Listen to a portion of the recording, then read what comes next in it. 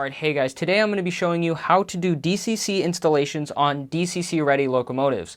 Both of these locomotives are DCC ready, with this one accepting a 9-pin decoder and this one accepting an 8-pin decoder. To see which decoder you should use with your locomotive, I would suggest looking at either the exploded parts diagram or emailing the manufacturer to see. You can also check by taking the shell off, but you might not be able to do that if you're buying the locomotive new. So for this locomotive, I'm going to be using a Soundtrax 9-pin decoder. And for this locomotive, I'm going to be using a Soundtrax 8-pin decoder. The first locomotive that I'm going to install DCC into is this Walther's mainline F7A. And then the second being this Atlas Trainman GP38-2. Although these are just two examples of locomotives that are DCC ready, the principles will be the same for most other locomotives. Let's talk about the tools that you're going to need to be able to perform this DCC install. You're going to need some sort of locomotive cradle to put your locomotive in so you don't damage any components while you're working on the locomotive. And then the only other tool that you're going to need is a screwdriver. Since this is a DCC ready locomotive, we don't need a soldering iron or anything like that. Now that I have the locomotive flipped up into the locomotive cradle, you might be able to see that there is some excess oil on the undersides of the trucks. So all I'm going to do is take some paper towel and just wipe that off so it doesn't cause any electrical issues later. If that grease or oil gets down onto your wheels, it's going to get oil on the rails, which will reduce pulling power. So you may want to make sure that there's not a ton of oil left on the bottom of the locomotive. To get inside of this locomotive, there's only one screw that you need to take out, and that's the screw on the front coupler box. And then you can take the coupler box out, and then you can take the shell off. To take the shell off, there are tabs along this skirt right here on both sides of the locomotive. All you're going to want to do is set it down and then pull on the sides until it releases the underframe. And then you can take it off. Now that we're inside the locomotive, we can see how everything is laid out. The dummy board is connected to a 9-pin harness on the rear of the locomotive, which is actually screwed to the frame to hold it in place. There is an 8-pin socket right here, but it's not actually going to accept an 8-pin decoder because there's not enough room. You would actually have to solder leads onto this pad here to put an 8-pin decoder into it. So obviously I'm going to be opting for the 9-pin option since it's easy to access and it doesn't require any soldering. This is the decoder that I'm going to use. This is just a Soundtrax 4-function decoder, and the only thing that I had to do to make this so that I could use it in this locomotive was cut the insulation off around the stock harness and then take that original harness off. I think that you can get these without the harness, so you don't have to cut the insulation off, but that's just what I had lying around, so that's what I used. And I will leave a link in the description to where you can buy some of these decoders, because they are really nice and they're fairly inexpensive. So to remove this dummy plug right here, you have to remove these two screws. Now you can take this dummy board and carefully remove the 9-pin harness off of it. These harnesses are extremely hard to undo sometimes. You might want to have a pick or something to try and pry off this harness, but in this case, this one is pretty easy to get off. This is what that dummy plug looks like, and I would save this somewhere. I might even put it in the box, just in case this locomotive ever has to go back to Walther's. You have to return it to stock. On the decoder, you might be able to see this slot here. That's on both sides. Those two slots line up with that tab and that tab on the side of the harness. 9-pin decoders only go in one way, so they're fairly easy to install. All you have to do is take the harness, line it up properly with your little tabs, and then plug it in.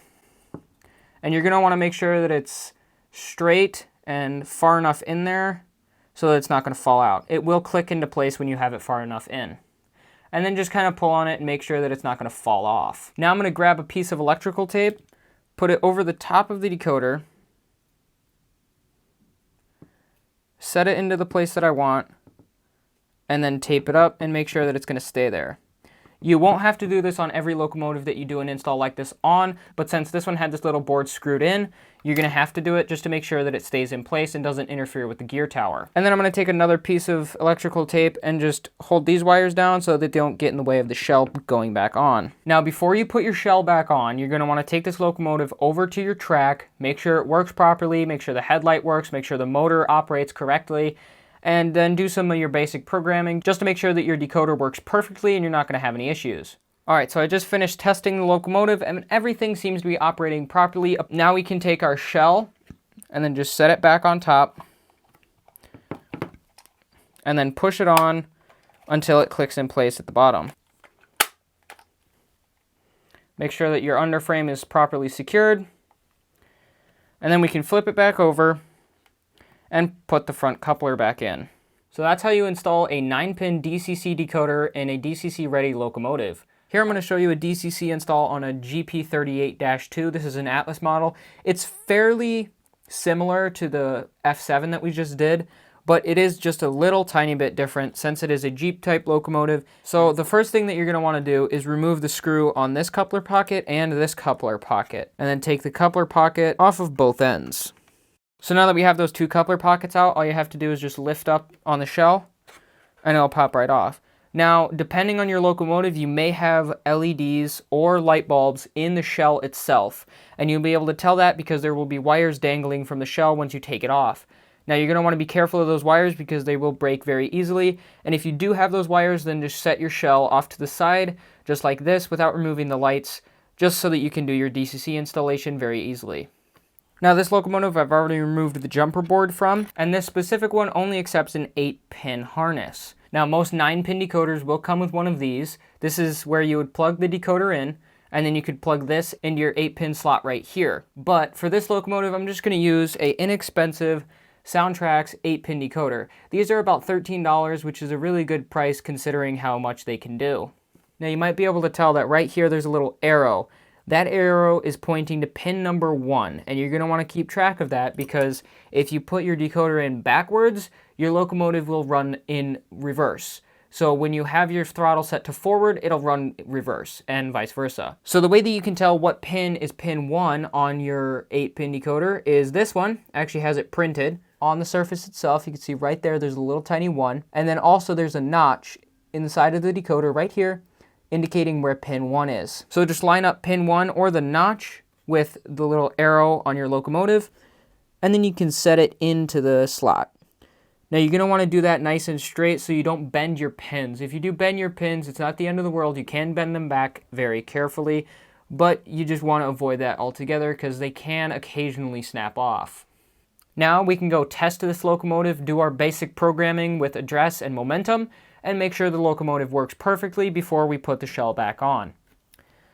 Okay, so this locomotive appears to be operating perfectly. Both lights work. It accepted the address programming and our momentum programming perfectly. So now we can put the shell back on the locomotive and put it on the layout for service. In most cases, DCC installations are fairly easy and they don't take a whole lot of work. Before you buy a locomotive though, you're definitely going to want to check and make sure that it is either DCC ready or already has DCC installed. You can always ask your hobby shop or whoever you're buying it from to make sure that it is either DCC ready or not before you buy it.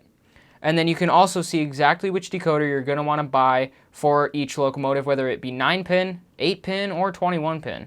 Alright, I'm going to leave you guys with a couple shots of these two locomotives running. Thank you guys very much for watching this short video on how to do DCC installations with DCC ready locomotives. Be sure to like and subscribe, and I will see you in the next video.